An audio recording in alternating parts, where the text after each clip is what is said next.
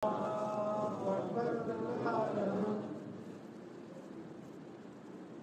عليكم ورحمة الله وبركاته.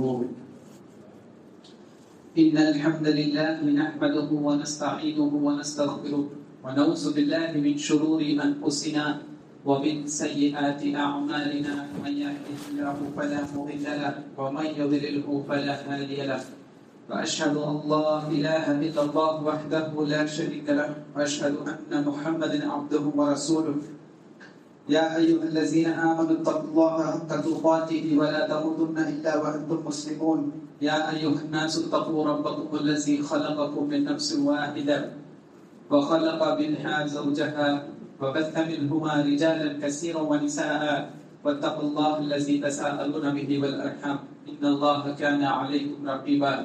يا أيها الذين آمنوا وقولوا قولا سديدا يصلح لكم أعمالكم ويغفر لكم ذنوبكم ومن يطع الله ورسوله فقد فاز فوزا عظيما. أما بعد فإن خير الحديث كتاب الله وخير الهدي هدي محمد صلى الله عليه وسلم وشر الأمور محدثاتها وكل محدثة بدعة وكل بدعة ضلالة وكل ضلالة في النار. أما بعد وقال الله سبحانه وتعالى في القرآن المجيد: لن ينال الله لحمها ولا دماؤها ولكن يناله التقوى منكم كذلك سخر لكم لتكبروا الله على ما هداكم وبشر المحسنين.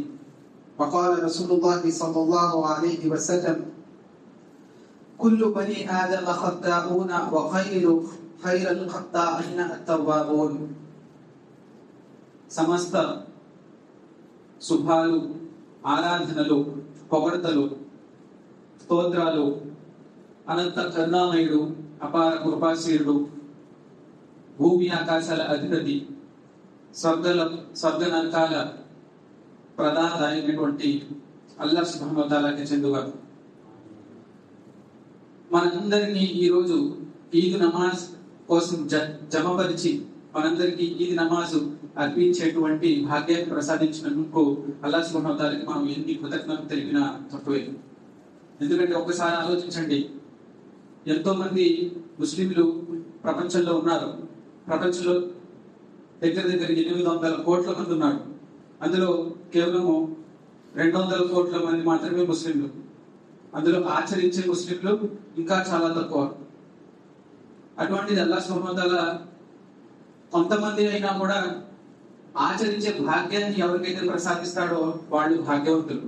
కాబట్టి మనం ఏదైనా ఆరాధన మనం చేస్తున్నామంటే దానికి అల్లాహ్ సుబ్హానహు వ తఆలా యొక్క కృతజ్ఞత ఇప్పుడు తెలుపుకుంటూ ఉండాలి. అందులో మన గొప్పతనం లేదు, అల్లాహ్ మనల్ని ఎన్నుకున్నాడు ఆయన యొక్క ఆరాధన చేయడానికి. సుబ్హానల్లాహ్. అయితే నేను మీ ముందు ఖుత్బా తర్వాత సూరా అల్ హజ్ సూరా నంబర్ 22 ఆయత్ నంబర్ 37 పఠించాను. అందులో అల్లాహ్ సుబ్హానహు వ తఆలా ఏమంటున్నాడు: వాటి మాంసం గాని రక్తం గాని అల్లాహ్కు చేరవు, అయితే మీలోని భక్తి పారాయణత మాత్రమే ఆయనకు చేరుతుంది. ఈ విధంగా అల్లాహ్ ఈ పశువులను మీకు లోపరిచాడు. ఆయన మార్గదర్శకత్వానికి కృతజ్ఞతగా మీరు ఆయన గొప్పదనాన్ని కొనియాడండి. ఓ ముహమ్మద్, సదాచార సంపన్నులకు సంతోష వార్తలు వినిపించు అని చెప్పి అల్లాహ్ సుబ్హానహు వ తఆలా సూరా అల్ హజ్ లో వివరించాడు. వాటి మాంసము గాని అంటే ఎవరివి? కుర్బానీ జంతువులు ఏదైతే మనం సిబాహిస్తామో వాటి మాంసం గాని రక్తం గాని అల్లాహ్కు చేరువు. కేవలం మనలోని భక్తి పారాయణత, తక్వా, మనలో ఎటువంటి విశ్వాసం ఉంది, మనలో అల్లాహ్ పట్ల దైవ భీతి ఎలా ఉంది అన్న విషయం మాత్రమే ఆయనకు చేరుతుంది. అలాగే ప్రవక్త సల్లల్లాహు అలైహి వసల్లం వారి హదీస్ ఒకటి నేను మీకు వివరించాను. ఆదమ సంతతి వారందరూ కుల్లు బని ఆదమ ఖతా వ ఖైరుల్ ఖతాఊన తవ్వాబూన్. ఆదమ సంతతి వారందరూ పాపం చేసేవారే, మరి అందులో ఉత్తమమైన వారు ఎక్కువగా పశ్చాత్తాపం పడేవారు. అయితే సూరా హజ్ దానికన్నా ముందు రబ్బి ఇష్రహ్ లీ సద్రీ వయస్సిర్ లీ అమ్రీ వహ్లుల్ ఉఖ్దతం మిన్ లిసాని యఫ్ఖహూ ఖౌలీ రబ్బి జిద్నీ ఇల్మాన్ రబ్బి జిద్నీ ఇల్మాన్ రబ్బి జిద్నీ ఇల్మాన్. సూరా అల్ హజ్ ఆయత్ నంబర్ 22 నేను పఠించాను కదా. దాని యొక్క అవతరించడానికి గల కారణం ఏంటంటే అప్పట్లో మక్కాలో ఉండేటువంటి ముస్లింలు అంటే ఇస్లాం తేనటువంటి వాళ్ళు ఇంకా అవిశ్వాసులు ఏం చేసేవారంటే కుర్బానీ చేసిన తర్వాత వాటి యొక్క మాంసాన్ని వాటి యొక్క రక్తాన్ని కాబా గృహం ఏదైతే ఉందో మక్క కాపా గృహం ఉంటుంది కదా, నల్లగా ఉంటుంది, అది దానికి పామేవారంట. దానికి పామి ఏమనేవారు, ఇది నీ దగ్గరకు చేరుతుంది వల్ల ఈ రక్తము ఈ మాంసము నీ దగ్గరకు చేరుగాక అని చెప్పి వాళ్ళు చెప్పేవారంట. అప్పుడు అల్లాహ్ సుబ్హానహు వ తఆలా ఈ ఆయతుని అవతరింపజేశాడు ప్రవక్త సల్లల్లాహు అలైహి వసల్లం. మీరు చేసేటువంటి ఈ పనులు అంటే రక్తం గాని మాంసం గాని అల్లాహ్కి చేరవు, కానీ మీలో ఉన్నటువంటి భక్తి పారాయణత ఏదైతే ఉందో, మీరు ఏ నియ్యతతో అయితే సంకల్పంతో అయితే మీరు కుర్బానీ ఇచ్చారో ఆ సంకల్పము అల్లాహ్ పట్ల ఉన్నటువంటి భక్తి అది మాత్రం నా దగ్గరకు చేరుతుంది అని చెప్పి అల్లాహ్ సుబ్హానహు వ తఆలా చెప్పాడు అనమాట. అయితే చూడండి సోదరులారా, కుర్బానీ అన్నది మనం ఇస్తున్నటువంటి త్యాగము ఏదైతే ఉందో అది కూడా ఒక ఆరాధనే. ఎలాగైతే మనము నమాజు, జకాతు, రోజా ఇవన్నీ ఉంటామో, కుర్బానీ అన్నది కూడా ఒక ఆరాధనే. తర్వాత దుల్హజ్ లోని ఈ 10 శుభదినాలలో మనం చేసినటువంటి ఆరాధనలు ఏవైతే ఉన్నాయో మనం ముందు జుమాలో చెప్పుకున్నాం. ఈ 10 శుభదినాలు, ఈ రోజు 10వ దుల్హజ్, ఇస్లామీయ క్యాలెండర్ లో దుల్హజ్ అన్న నెలలో ఈ రోజు 10వ రోజు అనమాట. మనం ఈ 10 రోజుల్లో చాలా ఆరాధనలు చేశాం. అల్హమ్దులిల్లాహ్, తక్బీర్ పలుకుతూ ఉన్నాము. తర్వాత రోజా ఉండగలిగిన వాళ్ళు రోజా ఉన్నారు. ఈ రోజు కుర్బానీ చేసేటువంటి వాళ్ళు కూడా వాళ్ళది కూడా ఒక ఆరాధనే. అయితే అల్లాహ్ అంటున్నాడు, అన్ని ఆరాధనలకి గల వెనకాలకు ఉండేటువంటి కారణము ఏంటి? తక్వా. తక్వా అంటే ఏంటి? దైవ భీతి, అల్లాహ్ యొక్క భక్తి మనలో జలించాలి. అది దాని యొక్క ముఖ్య ఉద్దేశము. మీకు మనం రంజాన్ కి సంబంధించినటువంటి రోజాలు 30 రోజాలు ఉన్నాం మనం, అవునా? ఒక 2 నెలల క్రితం. అందులో కూడా అల్లాహ్ సుబ్హానహు వ తఆలా ఏమంటున్నాడు? యా అయ్యుహల్లజీన ఆమను కుతిబ అలైకుముస్ సియాము కమా కుతిబ అలల్ లజీన మిన్ ఖబ్లికుం లఅల్లకుం తత్తఖూన్. చూడండి ఎలా ఉందో. అంటే కుర్బానీ ఇచ్చేటువంటి ఆయతలో కూడా ఎందుకు మీరు కుర్బానీ ఇస్తున్నారు? అల్లాహ్ యొక్క తక్వా కోసం ఇస్తున్నారు అంటున్నాడు అల్లాహ్. అలాగే రంజాన్ నెలలో ఉపవాసాలు ఎందుకు ఉంటున్నారు? లఅల్లకుం తత్తఖూన్. ఎందుకంటే మీలో తక్వా జనించాలి కనుక, దైవ భీతి అనేది జనించాలి కనుక. అలాగే సూరా బకరాలో మొట్టమొదటి మానవులకి ఇచ్చినటువంటి ఆదేశం ఏదైతే ఉందో ఖురాన్ లో, అల్లాహ్ సుబ్హానహు వ తఆలా ఏమంటున్నాడు? యా అయ్యుహన్నాసు ఉబుదు రబ్బకుం అలా అల్లజీ ఖలకకుం వల్లజీన మిన్ ఖబ్లికుం లఅల్లకుం తత్తఖూన్. అంటే సర్వ ఆరాధనలకి దాని యొక్క మూల కారణము చేయడానికి కనుక మూల కారణం ఏంటి? అది కూడా తక్కువ అంటున్నాడు అల్లాహ్. కాబట్టి మనం ఇక్కడ గమనించవలసిన విషయము, కుర్బానీ కూడా తక్కువ కోసమే చేస్తున్నాము. రంజాన్ యొక్క ఇస్లాంలో ఉన్నటువంటి 2 పండుగలు, ఒకటి ఈదుల్ ఫితర్ రంజాన్, రెండవది ఈదుల్ అద్హా బక్రీద్.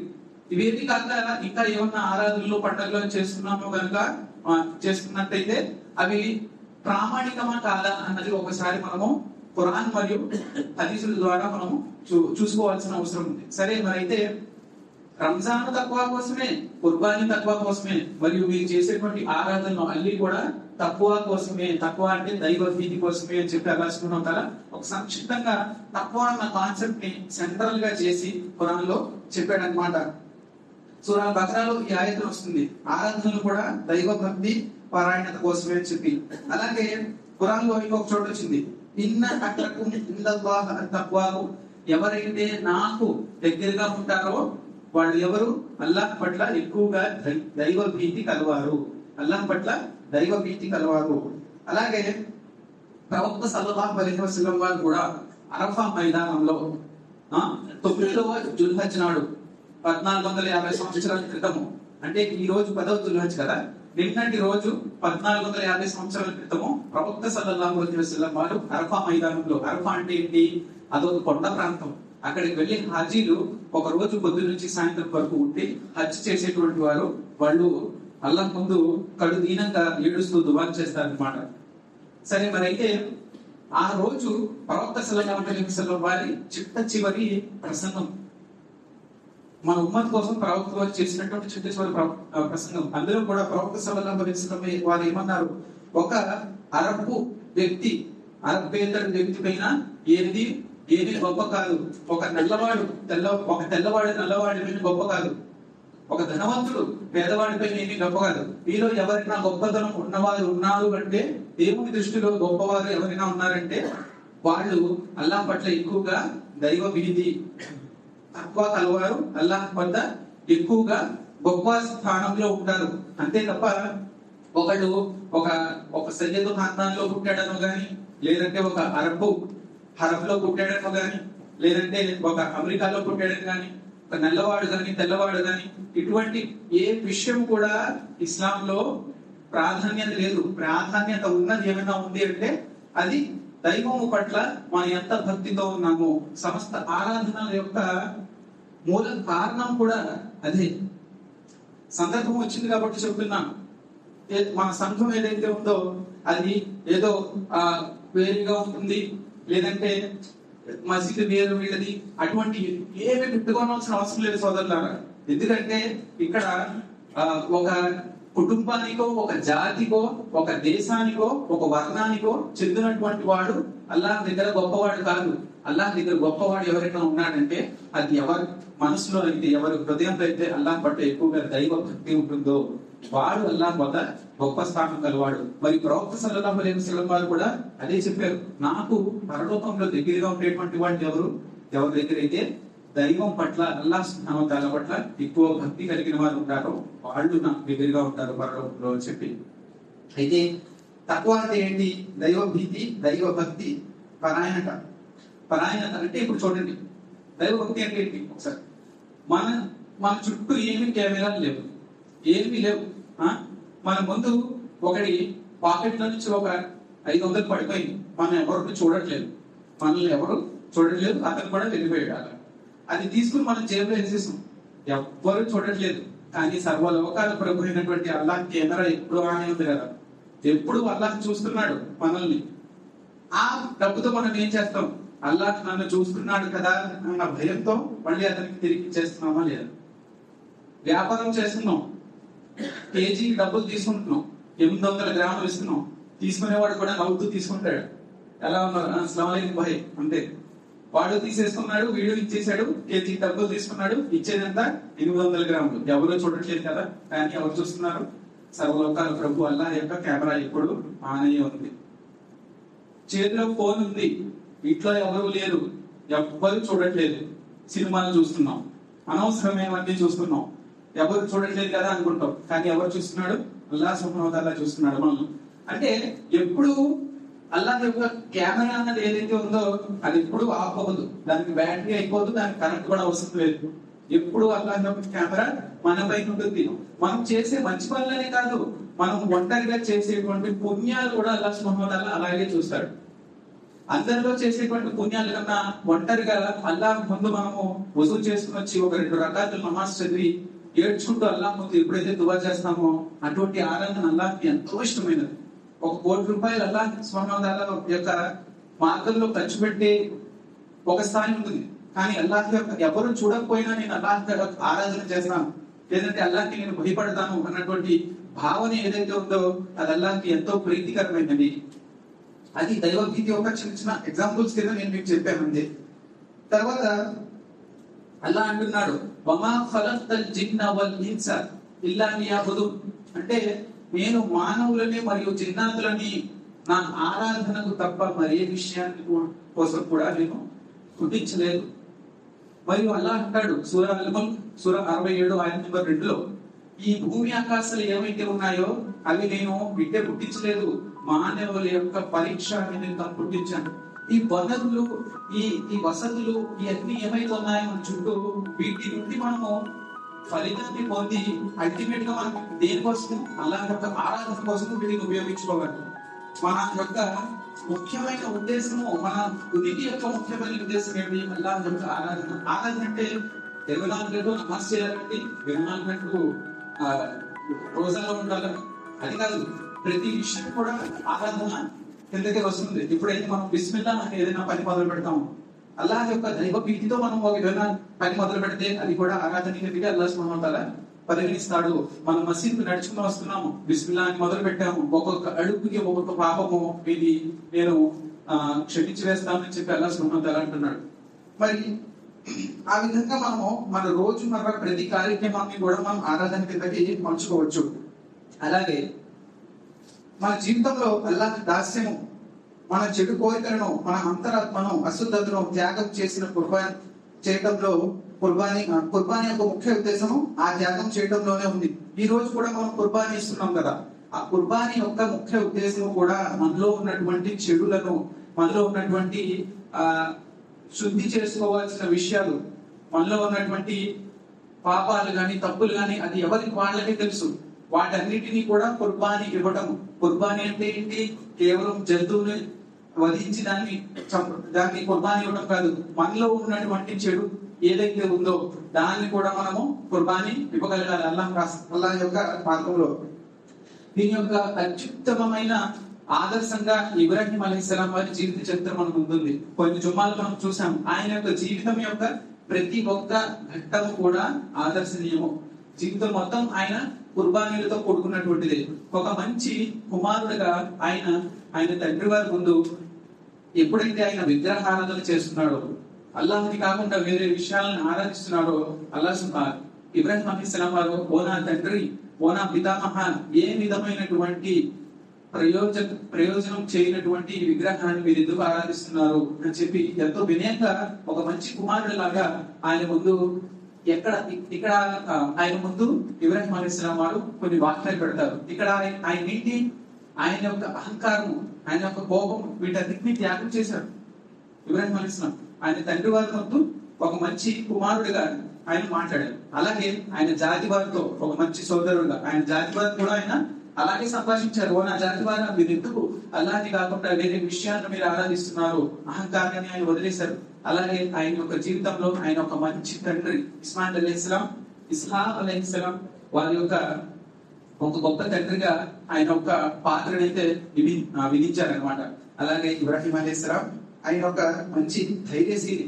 ఒక రాజు ముందు కూడా ఆయన అల్లాహ్ సుబ్హానహు వ తఆలా యొక్క నిజాన్ని, ఆ రాజు చేసేటువంటి తప్పుని కూడా నిలదీసి మాట్లాడగలిగే ధైర్యము ఆయనకి అల్లాహ్ సుబ్హానహు వ తఆలా ఇచ్చాడు. అలాగే ఆయన ఒక గొప్ప పితామహుడు. ఎందుకు? ఆయన తర్వాత వచ్చినటువంటి ప్రవక్తలు ఎవరైతే ఉన్నారో ఈ భూమి మీద కేవలం ఇబ్రాహీం అలైహిస్సలాం వారి సంతతులుండే పుట్టారు. ఆయన ఒక గొప్ప పితామహుడు. అలాగే ఆయన ఒక గొప్ప ఆతిథ్యం ఇచ్చేటువంటి వారు. అలాగే అన్నింటికన్నా పెద్ద విషయము, కాబా గృహాన్ని ఈ రోజు ఎప్పుడు ఎవరైతే హజ్జికి వెళ్తారో లేదంటే ఉమ్రాకి వెళ్తారో ఆ కాబా గృహాన్ని నిర్మించినటువంటి నిర్మాతలలో ఇబ్రాహీం అలైహిస్సలాం మరియు ఆయన కుమారుడైనటువంటి ఇస్మాయిల్ అలైహిస్సలాం వీళ్ళిద్దరి చేత అల్లాహ్ సుబ్హానహు వ తఆలా కాబా గృహాన్ని నిర్మించాడు. కాబట్టి ఇక్కడ మనం చెప్పాల్సిన విషయం ఏంటంటే, ఇబ్రాహీం అలైహిస్సలాం వారి జీవిత చరిత్ర కనుక మనం చదివితే ప్రతి ఘట్టం కూడా ఆయన ఏదో ఒక కుర్బానీ ఇచ్చుకుంటూ వచ్చారు. లైఫ్ లో ఆయన ఏదో ఒక త్యాగాన్ని చేసుకుంటూ వచ్చారు. ఎప్పుడైతే అల్లాహ్ ఆదేశం వచ్చిందో, మీ కుమారుడిని మీరు ఇబ్రాహీం అలైహిస్సలాం ఆయన కళ్ళలో ఆయన కుమారుడైనటువంటి ఇస్మాయిల్ అలైహిస్సలాం ను జబాహ్ చేస్తున్నట్టు చూశారు. అలా 3 రోజులు ఒకేసారి కల వచ్చింది. అల్లాహ్ యొక్క ఆదేశం ఏదైతే ఉందో దాన్ని నెరవేర్చడం కోసము ఇబ్రాహీం అలైహిస్సలాం ఏం చేశారు? ఆయన కుమారుడితో ఎప్పుడైతే నేను ఇలా కళ చూశానో, నేను వధిస్తున్నట్టు, అంటే ఇస్మాయిల్ అలైహిస్సలాం ఒక మంచి కుమారుడుగా ఆయన నువ్వు ఏదైతే చూస్తున్నావో ఆ కళని నెరవేర్చు, నిశ్చయంగా నువ్వు నన్ను సహనశీలుడుగా పొందుతావు అని చెప్పి ఒక మంచి కుమారుడు ఎలాగైతే రిప్లై ఇస్తాడో అలా ఇస్మాయిల్ అలైహిస్సలాం ఆయనకి తోడుగా నిలబడ్డారు. అయితే ఇక్కడ ఆయన ఏంటి? ఆయన ప్రేమానురాగాలు, ఆయన యొక్క కొడుకు మీద ప్రేమ, ఇటువంటివన్నీ కూడా ప్రాపంచిక జీవితానికి సంబంధించినటువంటివి. అల్లాహ్ సుబ్హానహు వ తఆలా ఒక ఆగ్రహించాడు. ఇక్కడ కుర్బానీ ఎందుకండి, ఏదో ఒక విషయం నుంచి కూడా అల్లాహ్ తీసుకోవచ్చు కదా అని కూడా అనిపించచ్చు మనకు. అల్లాహ్ ఏదో ఒక ఆదేశం ఇస్తాడు. ఆ ఆదేశాన్ని మనము ఆచరించామా లేదా? ఉదాహరణకి ఆ కుర్చీ ఉంది, ఆ కుర్చీలో కూర్చోవద్దు అని ఏదో ఒక ఆదేశం వచ్చింది అనుకోండి, అల్లాహ్ కోసం మనం అలా చేశామా లేదా? అది క్రైటీరియా. అంతే తప్ప అది ఏ విధంగా అల్లాహ్ వద్దన్నాడు అన్నది మనకు అనవసరం. ఒక విషయము ఒక ఆదేశం అల్లాహ్ దగ్గర నుంచి వచ్చిందంటే దాన్ని మనం ఎంత తూచా తప్పకుండా పాటిస్తున్నాము.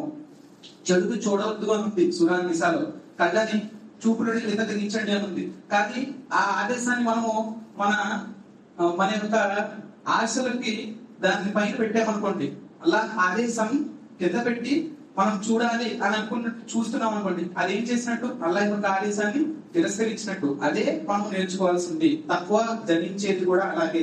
ఎప్పుడైతే మన సొంత ఆశలని అల్లాహ్ యొక్క ఆదేశాలు కింద పెడతామో, అల్లాహ్ ఏమంటాడో దాన్ని చేస్తాం. అదే దాస్యం అంటే. అదే ముస్లిం యొక్క డెఫినిషన్ కూడా. ముస్లిం అంటే ఎవరు? ఎవరైతే అల్లాహ్కి దాసుడు అయిపోతారు. అంటే అల్లాహ్ యొక్క ఆదేశాలు ముందుంటాయి, మన యొక్క ఆశలు వెనకాల ఉంటాయి. అల్లాహ్ ఏం చెప్తాడు దాన్ని మనం చేద్దాము అన్నది ఉంటుంది. వాడికి ఎన్నో కోరికలు ఉండొచ్చు, ఎన్నో విషయాలు వాడికి ఇష్టమై ఉండొచ్చు, కానీ అల్లాహ్ యొక్క ఆదేశం ఏముంది దాన్ని ముందు పెడతాడు. దాన్ని ఆచరించడంలో వీడి నష్టం ఏమి లేదు, అందులోనే సాఫల్యం ఉందని చెప్పి కూడా అల్లాహ్ అంటున్నాడు, మీకు ఏదైతే మంచిదో దాన్ని నేను ఆదేశిస్తాను. మనిషికి తెలియకపోవచ్చు ఇది నేను చేయడంలో నా నష్టం ఉందేమో అని అనుకుంటాడు, కానీ అల్లాహ్ యొక్క ఆదేశాన్ని శిరసా వహించినప్పుడే మనకి ప్రయోజనకరము, మన జీవితంలో సుఖాలు సంతోషాలు కూడా తెలుస్తాయి. ఎవరికైనా కూడా అండి, విశ్వాసులు కానీ అవిశ్వాసులు కానివ్వండి, ఎందుకు వాళ్ళ జీవిత లక్ష్యం ఏంటి? ఆనందంగా ఉండాలనుకుంటారు ఎవరన్నా, అవునా? మనము పొద్దు నుంచి సాయంత్రం వరకు జాబ్ చేసినా, నలిగిపోయినా, ఏం చేసినా, అటు ఇటు వెళ్ళి తిరిగినా, ఏం చేసినా ఏంటి? సుఖ సంతోషాల కోసం వెతుకుతున్నారు జీవితంలో అందరూ. ఆ సుఖ సంతోషాలు ఎలా వస్తాయి అంటే అల్లాహ్ యొక్క దాస్యంలో వస్తాయి. ఈ సృష్టి యొక్క సృష్టికర్త ఏమంటున్నాడు? ఆయన చెప్పినటువంటి నడవడిలోనే మనకు సుఖ సంతోషాలు ఉన్నాయి. అది మనకు కనిపించవచ్చు, అది వేరే విషయం, కానీ దాస్యంలోనే సుఖ సంతోషాలు ఉన్నాయి అన్న విషయాన్ని మనం గ్రహించగలగాలి. అందుకని ఇబ్రాహిం అలైహిస్సలాం వారు చేసినటువంటి కుర్బానీలకి గాను అల్లాహ్ సుబ్హానహు వ తఆలా అయితే నా ఆప్త మిత్రుడు ఖలీలుల్లా అన్న బిరుదుని ఇబ్రాహిం అలైహిస్సలాం వారికి ప్రసాదించడం జరిగింది. అయితే ఒక చిన్న కాన్సెప్ట్, మీ ముందు ఒక అంశాన్ని పెడతాను. ఎవరన్నా కుర్బానీ వల్ల ఇన్ని జంతువులు మీరు వధిస్తున్నారే, ఇంత రక్తాన్ని మీరు పాలిస్తున్నారే అని మిమ్మల్ని ఎవరైనా అవిశ్వాసం ఏమన్నా అన్నా కూడా ఒక్క విషయం కాన్సెప్ట్ మీ ముందు పెడతాను, అది ఒకసారి జాగ్రత్తగా వినండి. మన భారతదేశంలో దగ్గర 20 కోట్ల ముస్లింలు ఉన్నారు జనాభా ప్రకారం. అందులో ఒక 10% మందే కుర్బానీ ఇస్తారు అనుకుంటాం. 10% ఎంత అయింది? 20 కోట్లలో 2 కోట్లు. అవునా? ఒక 2 కోట్ల మంది కుర్బానీ ఇస్తున్నారు అనుకుందాం. ఒక్కొక్కళ్ళు ఒక కుర్బానీ జంతువు కొన్నారు. సుమారు యావరేజ్ గా 10,000గా వేసుకోండి. ఈ రోజు 10,000 దొరకట్లేదు అనుకుంటే అది వేరే విషయం. సరే, 10,000 వేసుకున్నాం. దగ్గర భారత ఎకానమీలో, అంటే దేశ యొక్క ఆర్థిక స్థితిలో 2 కోట్లు ఇంటూ 10,000 20,000 కోట్ల ఆర్థిక లావాదేవీలు కేవలము ఈ బక్రీద్ పండుగ వల్ల మన దేశంలో జరుగుతాయి. ఇది న్యూస్ ఆర్టికల్ లో వచ్చినటువంటి ఒక ఆర్టికల్. 20,000 కోట్ల ఆర్థిక లావాదేవీలు ఈ బక్రీద్ పండుగ వల్ల జరుగుతాయి. అది కూడా ఎవరికో బిల్ గేట్స్ కో లేదంటే మార్క్ జుకర్బర్గ్ కో వాళ్ళెళ్ళదు. దేశంలో ఉన్నటువంటి రైతులు, పేద రైతులు, ఆ జంతువులను పెంచేటువంటి రైతులు, తర్వాత ఆ దేశంలో ఉన్నటువంటి ఏ విధమైన జంతువులైనా కానీ వాటిని పెంచేటువంటి రైతులు, వాళ్ళకి డైరెక్ట్ గా లబ్ధి చేకూరుతుంది. అలాగే ఆ జంతువులోకి మేత వేసేటువంటి వాళ్ళు, అలాగే ఆ జంతువుల్ని తీసుకొచ్చేటువంటి ట్రక్కులు, తర్వాత మాంసం కొట్టేటువంటి వాళ్ళు, వీళ్ళందరికీ ఆర్థిక లావాదేవీలు జరుగుతాయి. అంటే ఒక ఈదుల్ అజ్హా వల్ల కుర్బానీ దీనివల్ల కుర్బానీ యొక్క పండుగ వల్ల మనకి సుమారు ఇండియాలోనే తక్కువ 20,000 కోట్ల లావాదేవీలు జరుగుతాయంట. అలాగే మనం చేసేటువంటి కుర్బానీ జంతువు సుమారు ఒక 20 మంది పేద కుటుంబాలకి, 20 మంది పేదలకు పంచామి అనుకోండి. 2 కోట్లు అంటే 20, 40 కోట్ల మందికి ఈ రోజు భారతదేశంలో ఏమవుతుంది? మాంసం అందుతుంది. అంటే వాళ్ళు కూడా వాళ్ళ ఇంట్లో వండుకొని తినచ్చు, శుభ్రాలు అందుతాయి. అంటే ఇన్ని శుభాలు ఉన్నటువంటి ఒక పండుగ. ఇదేదో హింసకి సంబంధించిన పండుగకి కాదు. ఎవరైనా మీ ముందు ఇటువంటి కామెంట్స్ చేస్తే కనుక ఈ స్టాటిస్టిక్స్ వాళ్ళ ముందు పెట్టండి. ఇంత హిక్మత్ ఉంది అల్లాహ్ సుబ్హానహు వ తఆలా యొక్క ఈ పండుగలో చెప్పి వాళ్ళ ముందు మీరు ప్రస్తావించండి. రంజాన్ లో మనం ఏం చేస్తాం? జకాత్ ఇస్తాం. రంజాన్ లో ధనంతో ఈ ముస్లింలు సహాయపడతారు సమాజానికి. అలాగే బక్రీద్ లో మాంసంతో, ప్రేమానురాగాలతో సహాయపడతారు సమాజానికి. ఏదన్నా కూడా పండుగ ఉందంటే అల్లాహ్ సుబ్హానహు వ తఆలా దాని వెనకాల చాలా వివేకం ఉంటుంది. అలాగే ఈ రోజు మీ ముందు పెట్టినటువంటి విషయాల్లో నేను చిన్నగా దీన్ని ముగించేస్తాను ఇన్షాల్లా. మనము ఏమేమి తెలుసుకున్నాము? తక్వా యొక్క ప్రాముఖ్యత, తక్వా గురించి ఖురాన్లో ఏముంది, దైవ భీతి గురించి మన ముందు ఏం పెట్టాడు అల్లాహ్ సుబ్హానహు వ తఆలా, ఆ విషయాలు మనం తెలుసుకున్నాం. ఇబ్రాహిం అలైహిస్సలాం వారి ఆదర్శక జీవితంలో, ఆయన యొక్క ప్రతి ఘట్టంలో ఆయన ఎలాగా కుర్బానీలు ఇచ్చారు, త్యాగాలు ఇచ్చారు, ఆయన యొక్క కోరికలను కూడా వదులుకొని అల్లాహ్ యొక్క దాస్యం ఆయన ఎలా చేశారు అన్న విషయాల గురించి మనం చూసాం. అలాగే చూడండి సోదరులారా, నేను ఇంతసేపు చెప్పినటువంటి ఖుత్బాలో మీరు ఏమన్నా తీసుకోండి, తీసుకువెళ్ళకపోండి, కానీ ఒక్క విషయము మీరు మసీద్ నుంచి వెళ్ళేటప్పుడు ఇది ఒక్కటి గుర్తుపెట్టుకోండి.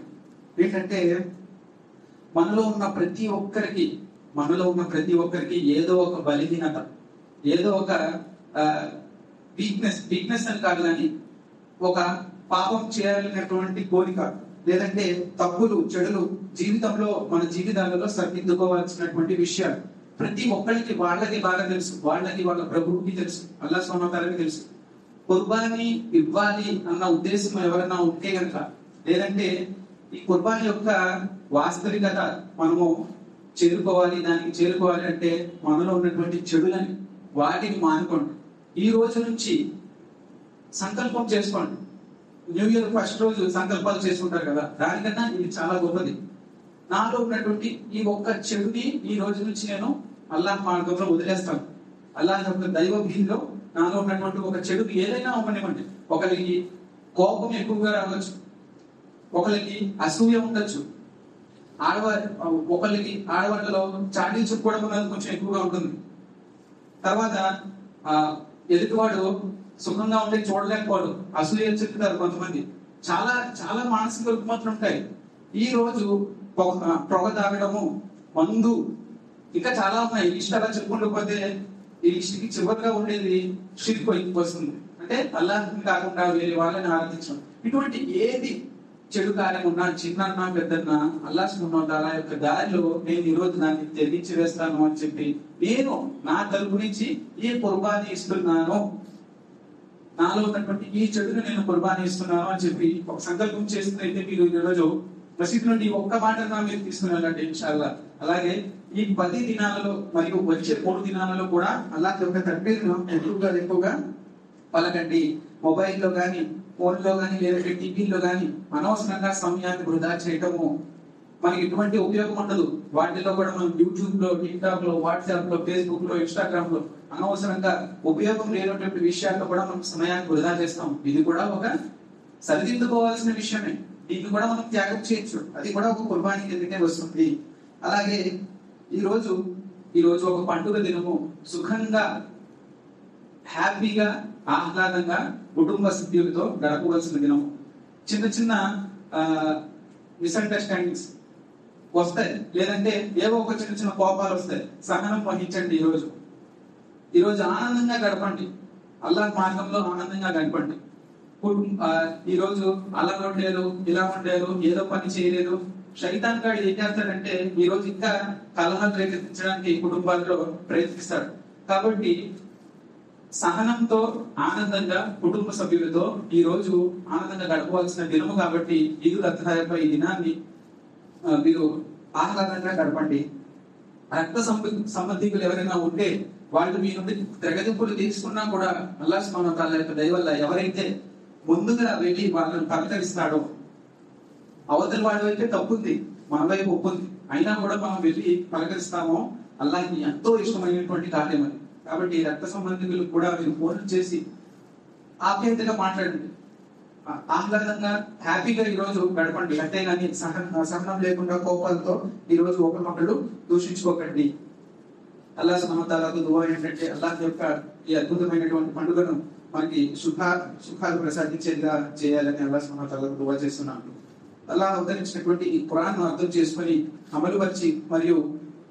అమలుపరచడమే కాకుండా తెలియని వారికి తెలియపరిచేటువంటి భాగ్యాన్ని మా అందరికీ ప్రసాదించు. వల్ల ఈ ప్రవక్త వారి యొక్క సంప్రదాయంపై, సున్నతపై మమ్మల్ని అందరినీ మనస్ఫూర్తిగా అమలుపరిచేటువంటి భాగ్యాన్ని మాకు ప్రసాదించు. వల్ల ఈ స్వర్గంలో మా కుటుంబ సభ్యులందరితో ప్రవేశం కల్పించు. ఈ నరకం నుండి, మీ యొక్క కబరి యొక్క శిక్ష నుండి మమ్మల్ని అందరినీ కాపాడు, రక్షణ కల్పించు. మా పాపాల నుండి మమ్మల్ని రక్షణ కల్పించు. వల్ల నీ యొక్క ఈ చిన్నపాటి ఈ చిన్నపాటి ఆరాధనలను స్వీకరించు కరుణామయ. తీర్పు దినం రోజు ఔదే కౌసర్ నీళ్లను ఈ ప్రవక్త సల్లల్లాహు అలైహి వసల్లం వారి చేతుల మీదుగా తాగేటువంటి భాగ్యాన్ని మాకు ప్రసాదించు. వల్ల మా జీవితాలలో నువ్వు బరకతును ప్రసాదించు. మరియు మా సంతానంలో, మా ఉపాధిలో, మా ఆరోగ్యంలో నువ్వు బరకతును ప్రసాదించు. ఉపాధి లేనటువంటి వారికి నువ్వు ఉపాధిని ప్రసాదించు. మరియు ఎవరికైతే నువ్వు ఉపాధి కల్పించావో ఆ ఉపాధిలో వృద్ధిని కల్పించు. మా ఆరోగ్యాలలో వృద్ధిని కల్పించు. సర్వలోకాల సృష్టికర్త అల్లాహ్, మా మాకు ఆరోగ్యాన్ని ప్రసాదించు, అనారోగ్యంతో ఎవరైతే బాధపడుతున్నారో వారికి నువ్వు సంపూర్ణ ఆరోగ్యాన్ని ప్రసాదించు. ప్రపంచ నలుమూలలో ఉన్నటువంటి ముస్లింలకి నువ్వు ఎవరైతే దౌర్జన్యాలకు గురవుతున్నారో వాళ్ళందరికీ నువ్వు రక్షణ కల్పించు, వారికి విజయాలు కల్పించు అల్లా. మరియు ప్రత్యేకించి మా దేశపు ముస్లింలకు కూడా నువ్వు రక్షణ కల్పించు, దౌర్జన్య వారి నుండి మా ముస్లిం సోదరులందరినీ నువ్వు కాపాడు. వల్ల మా షిర్క్, బిదత్, కుఫ్ర్ మరియు ప్రదర్శన బుద్ధితో చేసేటువంటి ఆరాధన నుండి మమ్మల్ని కాపాడు. మాకు సరైన ఆరాధన పద్ధతులు నేర్పువాలా మరియు ఆ ఆరాధన పద్ధతులను మనస్ఫూర్తిగా ఇష్టంగా ఆచరించేటువంటి భాగ్యాన్ని మాకు ప్రసాదించు. వల్ల ఈ మసీదుని ఈ జమాతుని తౌహీద్ పైన నిలబెట్టు. మరియు మా వచ్చేటువంటి సంతానాలను కూడా ఈ మసీద్ పై ప్రేమ ఉండేటట్టు 5 పూట్ల నమాజ్ చేసేటట్టు జమాత్ తో నమాజ్ చేసేటువంటి భాగ్యాన్ని వాళ్ళందరికీ ప్రసాదించు. ఈ మసీద్ యొక్క జమాత్కి నువ్వు నిలకడను ప్రసాదించు. వాళ్ళ కాళ్ళని ఇస్లాం పై నిలబడేటువంటి భాగ్యాన్ని మా అందరికీ ప్రసాదించు. اللهم إني أسألك الهدى والتقى والعفاف والغنى. اللهم آت نفسي تقواها وزكها أنت خير من زكاها. ربنا آتنا في الدنيا حسنة وفي الآخرة حسنة وقنا عذاب النار. ربنا ظلمنا أنفسنا وإن لم تغفر لنا وترحمنا لنكونن من الخاسرين. ربنا لا تزغ قلوبنا بعد إذ هديتنا وهب لنا من لدنك رحمة إنك أنت الوهاب. ربنا تقبل منا إنك أنت السميع العليم وتب علينا إنك أنت التواب الرحيم. اللهم إنك عفو كريم تحب العفو فاعف عني. اللهم إني أسألك علما نافعا ورزقا طيبا وعملا متقبلا. رب اغفر لي ولوالدي وللمؤمنين يوم يقوم الحساب. సోదరులను ఒక చిన్న హదీస్ మీ ముందు పెట్టి నేను నా ప్రసంగాన్ని ముగించేస్తాను. ఒక సహాబీ రజల్లాహు అన్హు వారు, ఓ ప్రవక్త, మా వద్ద జుబా చేయడానికి ఏమీ లేదు అని చెప్పి నా దగ్గర ఉన్నటువంటి ఒక ఆడ గొర్రె మాత్రమే ఉంది, దాని నుండి నేను పాలు పితికి కానీ నేను అమ్ముకుంటాను, అది నా జీవనాధారము ఆధారము అంటే ప్రవక్త సల్లల్లాహు అలైహి వసల్లం దాన్ని నేను జిబా చేయమంటారా అని అడిగారు. అయితే ప్రవక్త సల్లల్లాహు అలైహి వసల్లం వారు, వద్దు, దాన్ని జిబా చేయొద్దు. మీరు కుర్బానీ అర్పించాలనుకుంటే మీ జుట్టులోని కొంత భాగాన్ని ఇంత అంతా ఏమి లెక్కలేదు, కొంత భాగాన్ని కత్తిరించండి. మరియు మీ శారీరక ఏదైతే ఉన్నాయో వాటిని ట్రిమ్ చేయండి. మరియు మీ శారీరక హెయిర్ ఏదైతే ఉందో దాన్ని తొలగించండి. ఇదే మీ యొక్క కుర్బానీ అని అన్నారు నబీ సల్లల్లాహు అలైహి వసల్లం వారు. అంటే ఆర్థికంగా స్తోమత లేని వారు కూడా కుర్బానీ అర్పించవచ్చు. సంకల్పం ముఖ్యం ఇక్కడ, జంతువు కాదు. అలాగే మార్గంలో మనకి ఇచ్చేటువంటి చెడుల నుండి కుర్బానీ కూడా ఈ యొక్క పండుగ ముఖ్య ఉద్దేశము. కాబట్టి అల్లాహ్ సుబ్హానహు వ తఆలాతో దుఆ చేస్తున్నాం, మనందరికీ ఈ పండుగ యొక్క ముఖ్య ఉద్దేశాన్ని మరియు దీనిలో ఉన్నటువంటి సుఖ సంతోషాన్ని ప్రాప్తి చెందేటువంటి భాగ్యాన్ని మనకి ప్రసాదించుగాక. సుబ్హానక రబ్బిల్ ఇజ్జతి అమ్మా యసిఫూన్ వ సలామున్ అలల్ ముర్సలీన్ వల్హమ్దులిల్లాహి రబ్బిల్ ఆలమీన్. అస్సలాము అలైకుం.